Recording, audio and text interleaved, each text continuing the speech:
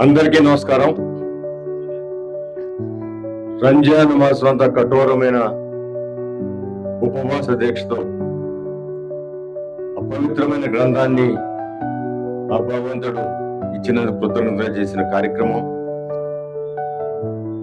ఆ యొక్క మాసం పాటు చేసిన దీక్ష ఆ తర్వాత ఇలాంటి కార్యక్రమాన్ని ఒక సామరస్యమైన కార్యక్రమం అందరూ కూడా కలిసి